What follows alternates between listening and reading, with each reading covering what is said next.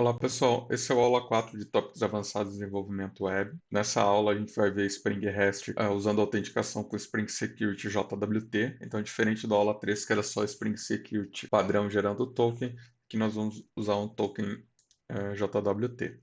Então, o que tem diferente nesse projeto é a inserção do JWT no arquivo pom.xml. Então, a persistência vai ser utilizada para gerar o JSON Web Token. O restante da aplicação está explicada brevemente aqui. Temos a classe Web Security Configuration, que é responsável pelas configurações do Spring Security. Ela está comentada. Então, lá no projeto, a classe não está comentada, mas é a mesma classe daqui.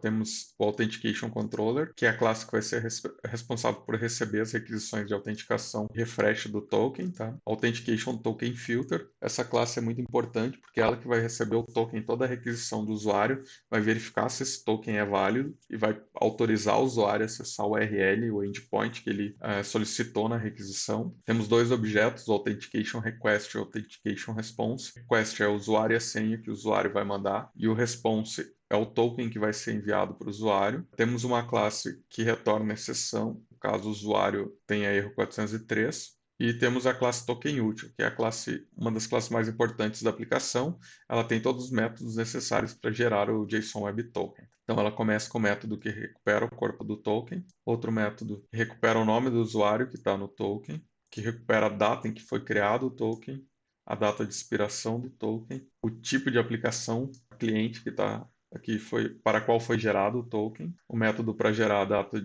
atual e a data que vai expirar o token, e alguns outros métodos de validação que depois a gente vai ver lá dentro da aplicação. Abrir a aplicação Spring Boot, então o XML está configurado com o Spring Boot, e as demais dependências são Security, o DataJPA, DevTools, o Postgres, o Lombok e o JSON Web Token.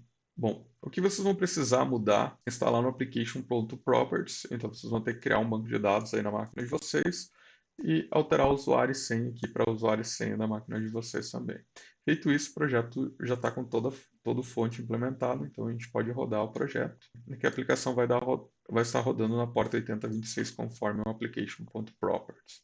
Então, é uma aplicação com Spring Security. Então, aqui no pacote Security vão estar todas as configurações de segurança, mas antes eu vou mostrar aqui o model. A gente tem o permissão e o usuário, implementam as interfaces do Spring Security, da mesma maneira com que a gente usou na aula 3. Então, o Spring Security continua da mesma maneira, tratando de usuário e senha, a diferença vai ser só a geração do token mesmo. Então, agora eu vou para as configurações diferentes do aula 3. Então, primeiro, temos uma classe com a constante, que vai ser a constante que a gente vai utilizar para enviar o token a cada requisição que a gente quiser fazer para o cliente. Aqui dentro do pacote Security temos os dois models, o de Request e o Response, conforme eu comentei antes. O de Request é quando o usuário mandar um JSON com usuário e senha para se autenticar, e o Response é o token que a gente vai devolver para o usuário. A classe de Entry Point, caso o usuário tenha acesso negado, a gente vai devolver o erro em português, então é só uma sobrescrita da classe padrão do Spring para não devolver o erro em inglês.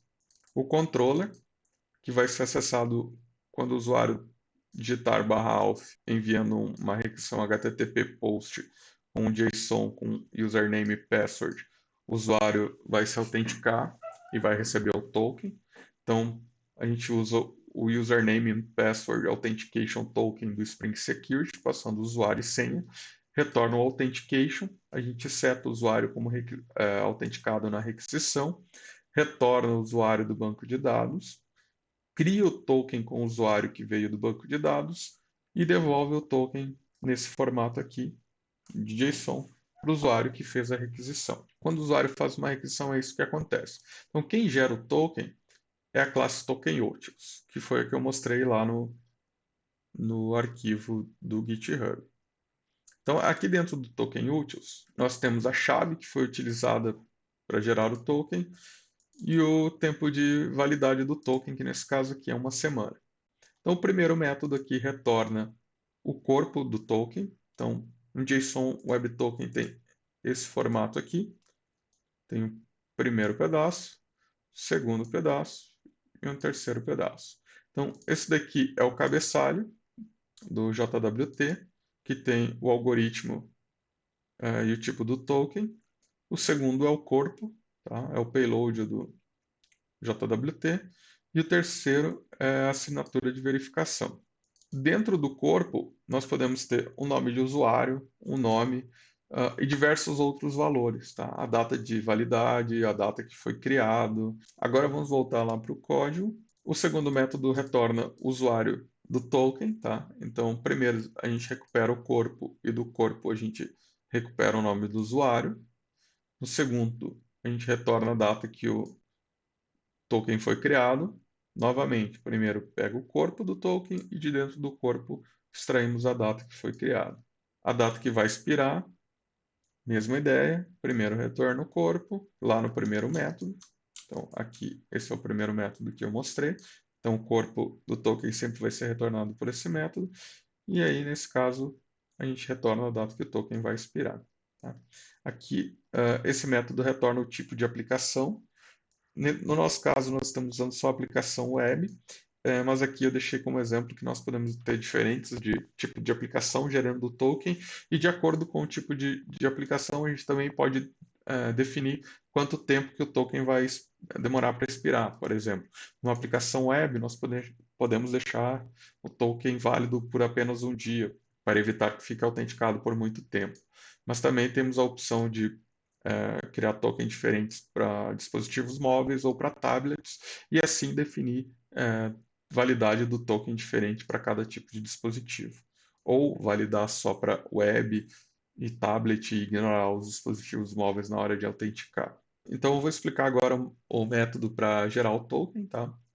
Então quando a gente pede para gerar o token, nós passamos o user details, que é o usuário que está autenticado. Então, criamos um vetor com string e um object.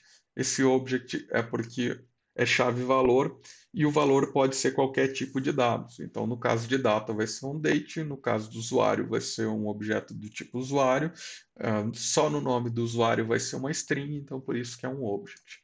Então, nós adicionamos dentro do corpo os dados do token, então o nome do usuário, o tipo de aplicação, nesse caso está criando só para web, e a data que o token foi criado. No segundo método, então, é passado o corpo e usamos o jwts.builder para gerar o token. Então, é setado o token, depois, quando vai expirar, é gerado a data, usando a data atual mais o período definido aqui em cima. Então, é a data atual mais uma semana, em milissegundos. O algoritmo de assinatura e a senha que a gente usou para assinar o nosso JWT.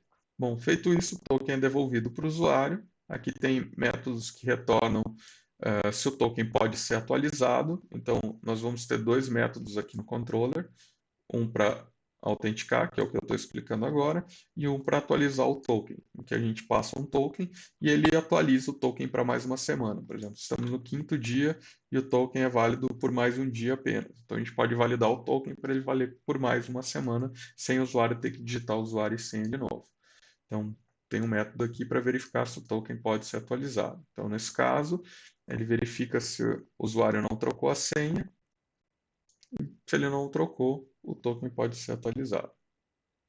Aqui é o método para atualizar o token, que pega o corpo, altera a data criada de criação para a data atual e vai gerar o token novamente. Ou seja, ele vai gerar o token pegando a data atual e adicionando mais uma semana novamente.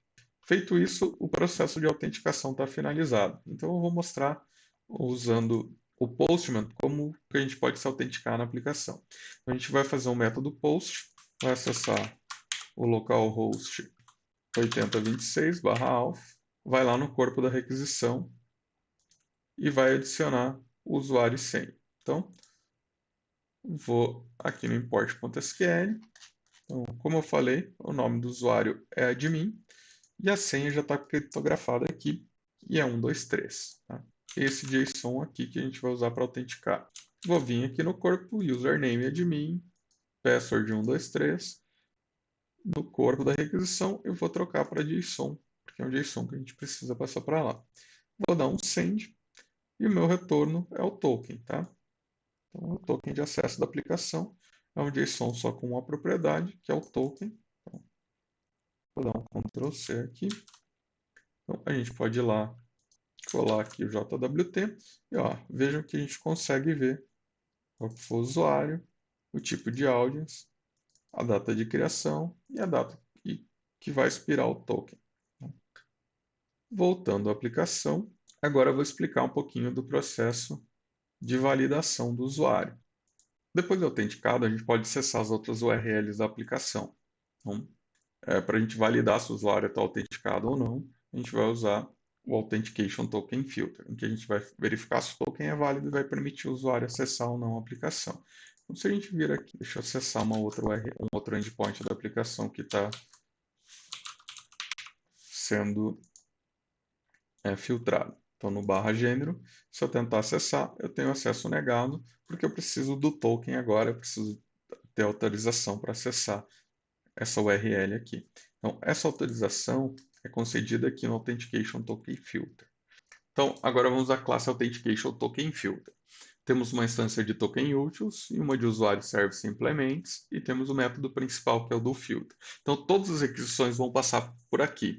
Caso o usuário tenha permissão, ela vai ser concedida aqui. Caso o usuário não tenha permissão, ele vai ser retornado lá para a classe com erro. Então, caso o usuário tenha permissão, o primeiro passo é pegar uma instância de token utils e user detail service.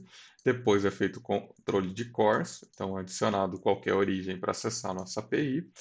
E lembram do app constante lá com o token, o nome do token do cabeçalho? Ele é adicionado aqui nos cabeçalhos, nas variáveis permitidas no cabeçalho, então é processada a requisição. O primeiro passo é extrair o token do cabeçalho, http request.getHeader, passar o nome do token para pegar o token que veio na requisição.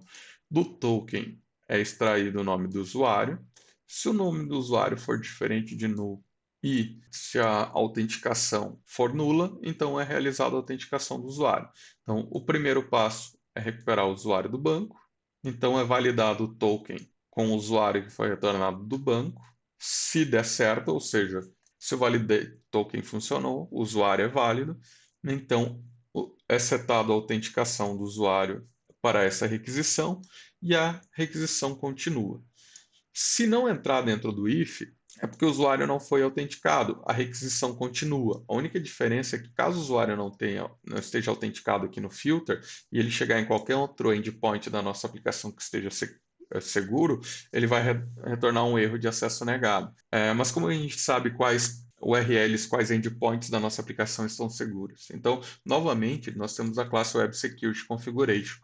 Então, aqui dentro da classe, nós temos o método configure, e dentro do método configure, a gente fala primeiro qual que é a classe que vai tratar das exceções, depois nós falamos que vai ser stateless, ou seja, não está mantendo sessão, a gente está autenticando com o token, então cada autenticação é única e sempre tem que vir com o token, tá? Então ela tem que ser autossuficiente.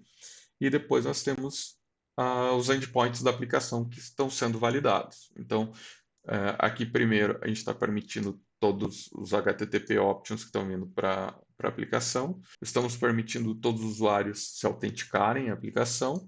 E aí estamos validando os outros endpoints. Então, para acessar a barra gênero, o usuário precisa ou ter a permissão admin ou user. Para a produtora, a mesma coisa.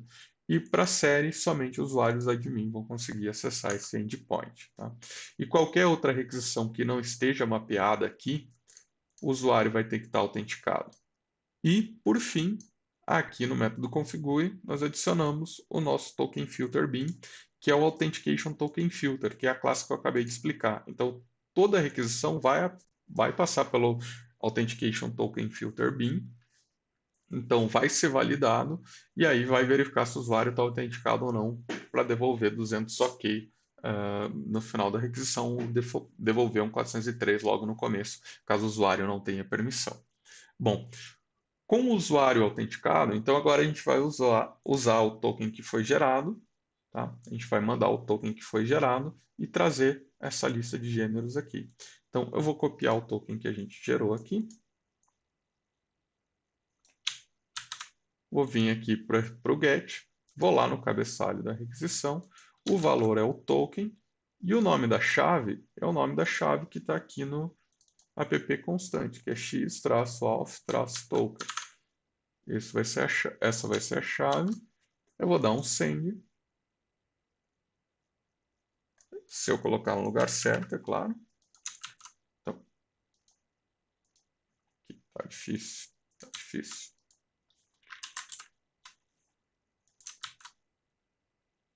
Tá errado de novo. Então, agora eu vou copiar o token de novo, certo? Agora copiei o token certo. E vou colocar na frente do x of token. Vou desmarcar aqui, porque a gente só vai mandar esse cabeçalho. Então, agora a gente dá um send. E agora sim a gente tem a requisição com 200 OK, tá? No 200 OK. Então, se eu mudar qualquer letra do token, então eu vou colocar um traço, um mais aqui no final. Vou clicar em send. Temos acesso não autorizado à aplicação de novo. Então, tirei o mais, acesso com sucesso. Então, toda requisição que eu fizer agora, independente de ser get, post, put ou delete, eu tenho que mandar o x of token e tenho que mandar meu token junto para a aplicação, tá? Então, sempre que eu quiser autenticar com um usuário diferente, então eu tenho o usuário teste também, que é 123. Fiz a requisição, recebi um token, copiei o token aqui, vou colar aqui, dei um send, novamente consegui acessar. Só que o segundo usuário que eu autentiquei agora é o teste, ele não tem permissão para acessar a barra série. Então eu vou dar um send, então notem que agora eu tenho um acesso negado, tá? Meu usuário não consegue acessar a aplicação. Então, sempre que eu não tiver autenticado, eu recebo um 401, tá? Porque eu tenho acesso negado porque eu não me autentiquei ao sistema ainda. E sempre que eu conseguir me autenticar, mas não tenho autorização, aí eu recebo um acesso negado, um 403 com forbidden. Bom, pessoal, o conteúdo da aula é esse, tá? É autenticação com JWT. Então, vocês perceberam que a parte do Spring Security é praticamente igual à parte do Spring Security padrão, tá? Só mudou a geração do JWT e agora a gente teve que criar o nosso próprio filter. Antes o Spring fazia o processo do filter para nós. Então, se a gente olhar lá na aula 3, a gente tem o configuration para validar os URLs, mas a gente não precisou criar o token filter porque a validação era feita pelo próprio Spring, tá? Então, qualquer outra regra de negócio que seja necessária para validação do token pode ser colocada aqui, mas com essa parte básica, a aplicação está funcionando, está autenticando a API, e é só lembrar que, independente da aplicação, é só a gente mandar no cabeçalho da requisição, de qualquer requisição que a gente faça, o XOF token. Se o usuário tiver acesso, tiver permissão para acessar o recurso, ele vai receber um 200 OK e vai receber a lista, ou vai poder fazer o post dos dados que ele solicitou ou enviou para o servidor. Ok? Até mais.